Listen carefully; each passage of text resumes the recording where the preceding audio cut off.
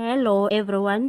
Dr. John Hlophe has hit back at detractors following his appointment to the Judicial Service Commission. Hlophe, the first judge to be removed from the National Assembly bench after he was found guilty of gross misconduct and a member of Jacob Zuma's Umkhonto weSizwe party, was appointed to the role amid criticism from various sectors and political parties. In a lengthy statement issued on Friday, Hlophe told the naysayers that he was ready to take them on and stated, regarding their threats of a lawsuit to have me removed from the JSC, I say to them, bring it on. Responding to Freedom Under Law's declaration to legally challenge his appointment, Hlophe said he was not surprised and said, throughout my long judicial career, I was singled out, targeted and became an object of venomous racist hatred by white supremacist NGOs such as Freedom Under Law.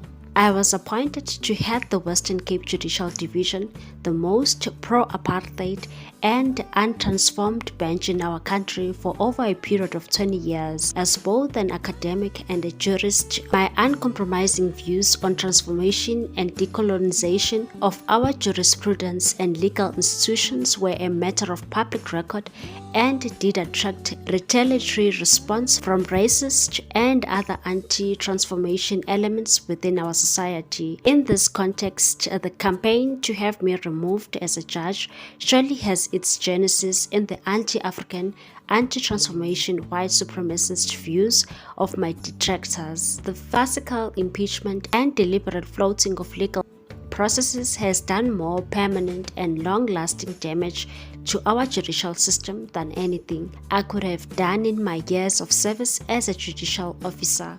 It is indeed ironic that when the enemies of transformation came gunning for me, they received the most solid support from the ruling ANC of Ramaphosa, which has hitherto only paid lip service to black liberation and transformation.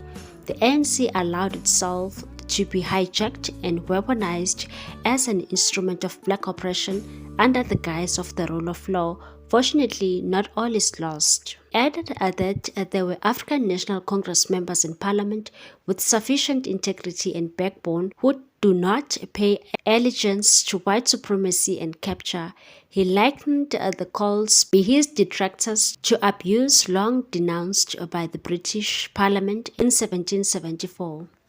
He said the Democratic Alliance objected to his appointment to the JSC on the spurious grounds that the EFF and MK wished to tear down the independent judiciary which DA works to protect. Hlophe said that in the DA's lunatic ruminations, certain parties can be disqualified from serving on committees of parliament based solely on the caricature of their ideologies by their opponents, and stated that the Section 19 constitutional rights of their voters mean nothing to these folks who have utter contempt for the rights of black people.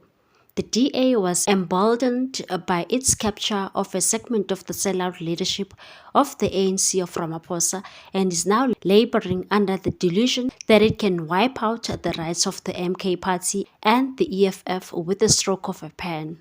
The DA makes further hogwash statements that while it is the prerogative of political parties to nominate persons to serve on the JSC, it cannot stand that a person is allowed to serve on the same body that found him guilty of gross misconduct while he was a judge, resulting in his impeachment.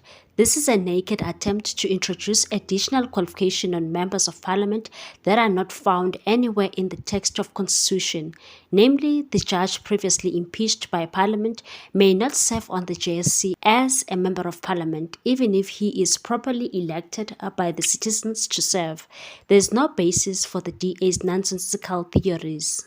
Hlophe issued a word of warning to those who have underestimated him and said, for over 29 years of service in the judiciary, I was prevented by judicial ethics from responding publicly to the slanderous, false and outrageous lies circulated by this arrogant propagandist of the apartheid legal culture, now masquerading as champions of our constitution order, whose only asset is their race, rather the forensic abilities of decent and fair commentary on issues relating to me.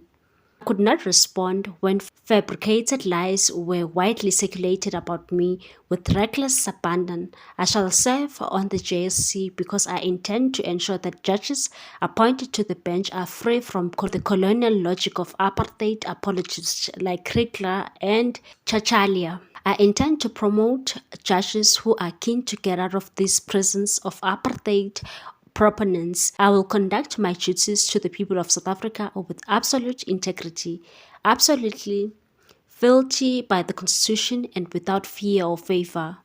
I'm now free from the shackles of the judicial lockjaw, and I stand ready to deal directly, thoroughly, and effectively with these proponents and beneficiaries of the apartheid legal system who now parade themselves as proponents of constitutionalism when in fact they hanker to control our legal system so that it remains trapped in the colonial legal culture which they are comfortable with. I intend to promote the appointment of judges who are independent, impartial, and fearless and can stand the demands of our constitutional times rather than those who are awed by apartheid legal precedents and cowed to raving bullies like Kriegler. All that I will demand is that judges who are appointed to serve on our judiciary are persons prepared to fight for a transformed legal culture that champions and values our freedom.